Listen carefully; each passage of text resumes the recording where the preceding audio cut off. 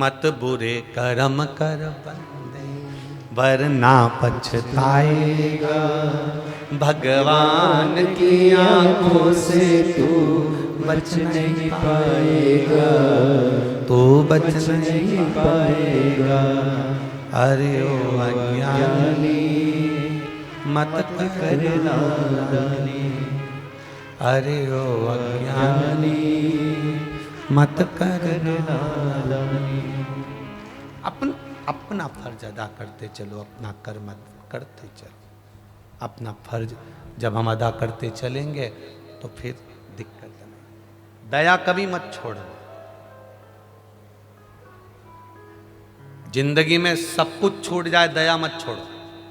उसने जिंदगी में कितना भी बुरा करा है करने दो। उसने तुम्हें धोखा दे दिया, दे देने दो। उसने तुम्हें गाली बक दी, बक देने दो। उसके कर्म का दंड वो भोग लेगा। अपन अपना कर्म बुरा मत करना, बुरा नहीं करिएगा।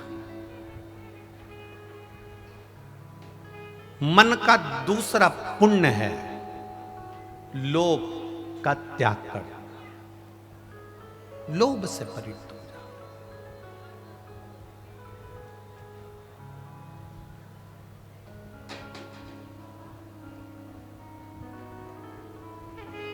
मन का दूसरा पुण्य है लोभ से छुटकारा।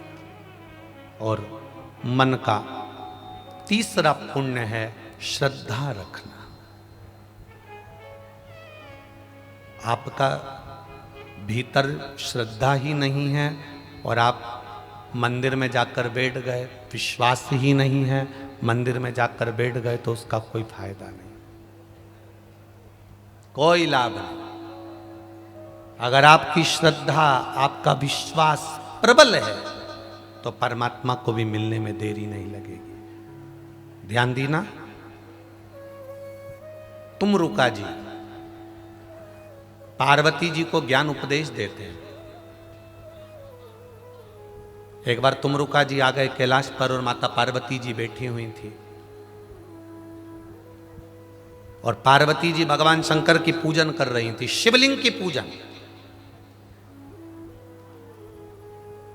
कई लोग कहते हैं क्या पार्वती जी ने, जब पार्वती जी कुंवारी थी तब शिवलिंग की पूजन करी थी, शादी होने के बाद पार्वती जी ने शंकर जी के शिवलिंग का पूजन नहीं करा? नहीं महाराज, शिव महापुराण की कथा कहती है, लिंग पुराण की कथा कहती है, पार्वती जी कुंवारी थी तब भी शिवलिंग का पूजन करती थी और पार्वती जी का मंगल विवाह हो गया, उसके बाद भी एकांत में शिवलिंग बनाकर माता पार्वती जी उसका पूजन करती थी। एकांतेश्वर महादेव। दिखावे से दूर, दिखावे से दूर। तुम मंदिर में गई, हाथ से कपड़ा ले गई, पोछा लगा रही हो और तुम सोचो कि मुझे 4 लोग देखें कि मैं मंदिर में पोछा लगा रही हूँ, मैं मंदिर में झाड़ू लगा रही हूँ, मैं सेवा करती हूँ, मैं मंदिर में आती हूँ, आरती करती हूँ, मैं मंदिर संभालती हूँ, मैं मंदिर में आकर अगर झाड़ू नहीं लगाऊं तो कोई नहीं लगाएगा, मैं मंदिर में आकर पोछा नहीं लगाऊं तो कोई नहीं लगाएगा। ये भ्रम है हमारा, इस भ्रम में हम जी रहे, ये भ्रम है हमारा।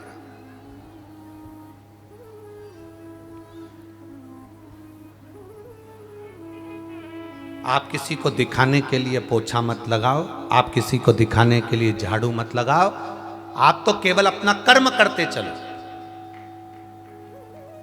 दिखावे से दूर। तुमरुका जी जब माता पार्वती जी को देखे, मां जगतजननी पार्वती जी सेवा में लगी थी और उनके साथ में जितनी सखियां थी वो पार्वती जी की सेवा की, पूजन की बड़ाई कर रही थी। वाह वाह वाह वाह, पार्वती तू बड़ी सुंदर सेवा करती है, पार्वती तू बड़ी प्यारी पूजन करती है, पार्वती तू भगवान शंकर की बहुत सुंदर आराधना करती है, पार्वती तो शंकर जी का बहुत सुंदर श्रृंगार करती है। सखियां आपस में जितनी बैठी थी वो सारी की सारी पार्वती जी की कीर्ति की बड़ाई कर रही थी।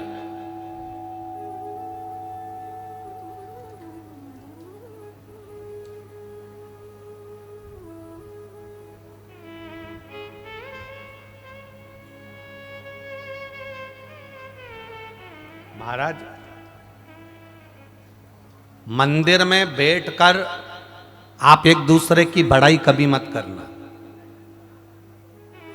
दो जगह होती है जहां पर बड़ाई नहीं करी जाती है, बहुत ध्यान देना जरा। एकांतेश्वर महादेव कथा सुन रहे हो, पहला अपने छोटे बच्चे, जब तक बच्चे छोटे हैं वो पढ़ाई कर रहे हैं, विद्या अध्ययन कर रहे हैं या कोई कार्य कर रहे हैं, अपने बच्चों की बड़ाई कभी भी बच्चों के मुख पर मत करना।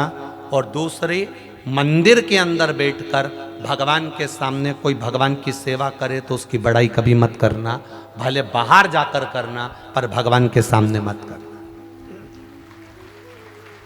बाहर जाकर कर लो चलेगा, पर भगवान के सामने बैठकर मत करना। कारण जिस बच्चे की बड़ाई बच्चे के मुंह पर करी जाती है वो बच्चा अगली बार नंबर नहीं मार पाता है। उसको लगने लगता है कि मेरे बराबर कोई नहीं, मेरे बराबर कोई नहीं, तो बच्चा अगला नंबर नहीं लगा पाता, अव्वल नहीं निकल सकता, आगे नहीं बढ़ सकता।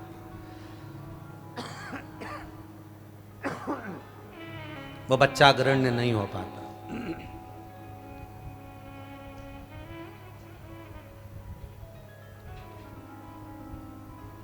और जिस सेवा करने वाले की बड़ाई मंदिर के अंदर करी जाती है उसकी सेवा का फल उसको नहीं मिल पाता है। दोनों से परिणित हो जाओ, दोनों से दूर।